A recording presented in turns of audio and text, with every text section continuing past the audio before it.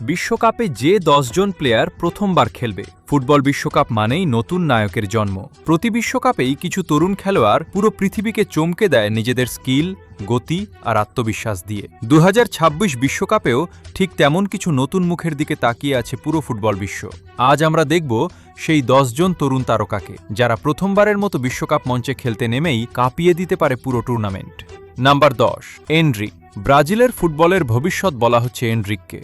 বয়স কম হলেও তার ফিনিশিং, গতি আর ড্রিবলিং দেখে ইতোমধ্যেই তাকে নতুন প্রজন্মের সুপারস্টার ভাবা শুরু করেছে ফুটবল বিশ্ব। রিয়াল মাদ্রিদে যোগ দেওয়ার আগেই ছেলেটা প্রমাণ করেছে বড় মঞ্চের চাপ তাকে ভয় দেখাতে পারে না। ২০২৬ বিশ্বকাপ হতে পারে তার বিশ্বজয়ের শুরু। Number ৯, Alejandro Garnacho. এই তরুণ উইঙ্গারকে নিয়ে আর্জেন্টিনা সমর্থকদের স্বপ্নের শেষ নেই। তার গতি, আগ্রাসী খেলা আর অবিশ্বাস্য গোল করার ক্ষমতা অনেকটা তরুণ ক্রিস্টিয়ানো রোনালদোর কথা মনে করিয়ে দেয়। বিশ্বকাপে মেসির পাশে বা পরবর্তী প্রজন্মের মুখ হয়ে গার্নাচো হতে পারেন আর্জেন্টিনার নতুন হিরো।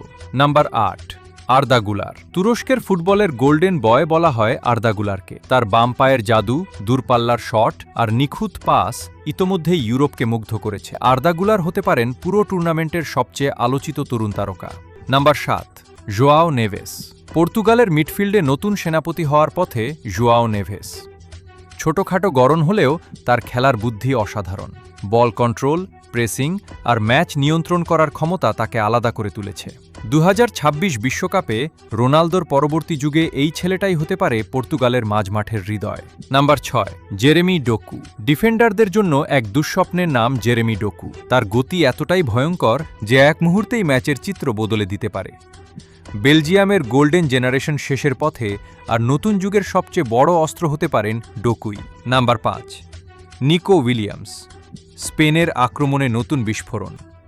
নিকো উইলিয়ামস উইং দিয়ে তার দৌড়, স্কিল আর ক্রসিং ক্ষমতা প্রতিপক্ষের ডিফেন্সকে এলোমেলো করে দেয়।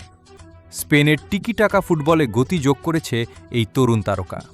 Number ৪, Desire Doue. ফ্রান্সের তরুণ প্রতিভাদের তালিকায় এখন সবচেয়ে আলোচিত নাম ডুয়ে। মিডফিল্ড থেকে আক্রমণ দুই জায়গাতেই সমান কার্যকর সে। তার ড্রিবলিং আর সৃজনশীলতা দেখে ভবিষ্যতের সুপারস্টার হিসেবে দেখতে শুরু করেছে। Number ৩, Bradley বারকোলার। বারকোলার সবচেয়ে বড় শক্তি হল তার ভয়হীন ফুটবল। ডিফেন্ডারের সামনে দাঁড়িয়েই আক্রমণে যাওয়ার সাহস আছে তার মধ্যে। ফ্রান্সের আক্রমণভাগে এমবাপের পাশে ভবিষ্যতের বড় অস্ত্র হতে পারেন এই তরুণ উইঙ্গার। Number ২, Pedri. ইনজুরির কারণে আগের বিশ্বকাপ মিস করার আক্ষেপ এবার ভুলতে চাইবেন পেদ্রি। তার পাসিং, ভিশন আর ম্যাচ নিয়ন্ত্রণ করার ক্ষমতা অনেককেই ইনিয়েস্তার কথা মনে করিয়ে দেয়। ২০২৬ বিশ্বকাপে স্পেনের মিডফিল্ডের আসল জাদুকর হতে পারেন তিনি। Number ১, Lamine Yamal. এই তালিকার সবচেয়ে ভয়ঙ্কর নাম লামিনে ইয়ামাল। এত কম বয়সে যেভাবে সে পুরো ইউরোপকে চমকে দিয়েছে তা সত্যিই অবিশ্বাস্য।